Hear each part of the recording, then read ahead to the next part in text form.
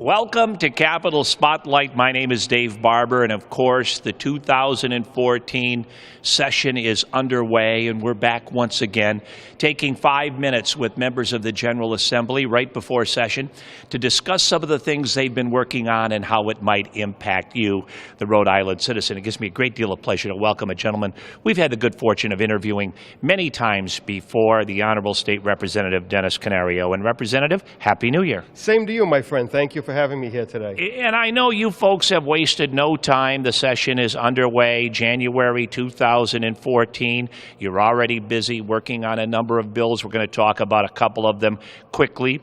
First one deals with providing benefits for retirees, some legislation that you're working on that will study what other states are doing relative to taxing retirement pay and benefits. Can you tell our viewers a little bit about that? Yes, most certainly, Dave. The bill I have introduced is actually to help this state move forward. As you know, Kiplinger has stated in his reports that Rhode Island is not the most friendliest state when it comes time for a place for our retirees to live.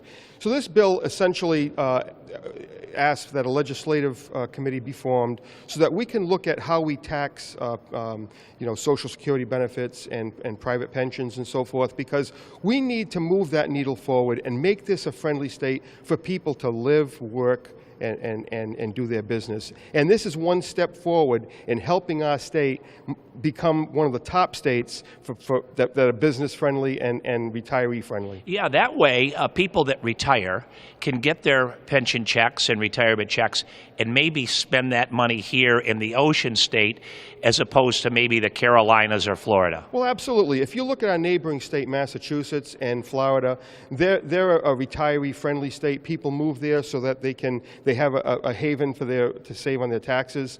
Well, we got to look into that, what we can do better here in this state, and it's time we did something about it. Let's be that friendly state, and I think we should roll up our sleeves and get to work at it so that we can get from the bottom and stop moving to the top. Well, Representative, too, I know you've worked on something that I know will please a lot of folks, because I think most people watching right now are animal lovers.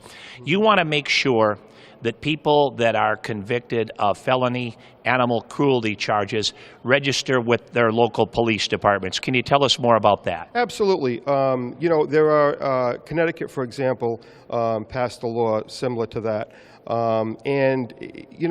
What happens is it's public awareness.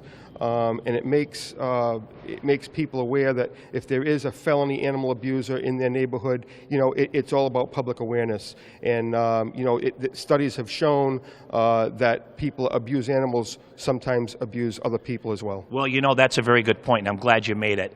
Now, going back to my days in college, I was a criminal justice major, and anybody that studied criminal justice will tell you that there are some psychological links between children and adults who abuse animals. Absolutely. Being prone to maybe being involved in violent activity, and it can often be a warning sign of trouble to come. Absolutely, and people should know that Rhode Island isn't inundated with this type of crime. However, there are 4 or 5 cases that are pending at this very moment pertaining to felony animal abusers. So this is something that we need to address. There are dozens of other states who are also interested in this same type of legislation because, again, our animals, they have no way of speaking, and we have to speak for them. Well, again, I think you're going to get a lot of fans that like that legislation.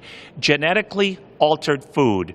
You'd like to see something in place that deals with labeling of genetically altered food here in Rhode Island. Tell our viewers about that legislation. Well, astonishingly enough, Dave, that 70% of the food that we consume is genetically modified in one way or another.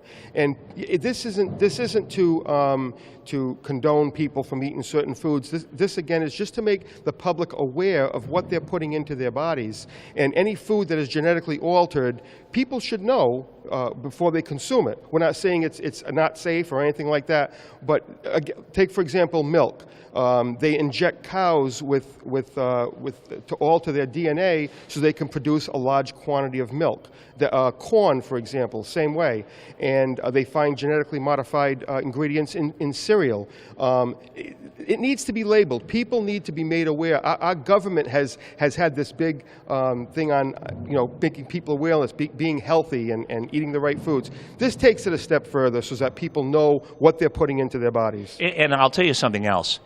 Today's consumer wants that kind of information. Absolutely. All you have to do now is go in the grocery store, and where people used to be just randomly throwing things into their cart, it's not uncommon now to see people studying, reading, and copiously monitoring the labels of the merchandise that they're buying at their local grocer. Absolutely. It's all about public awareness. We're not telling people not to buy it or anything like that. We're trying to educate the people that the food they're about to consume is genetically modified. The DNA has been altered. You make your own decisions. See, you've often heard the expression, knowledge is power.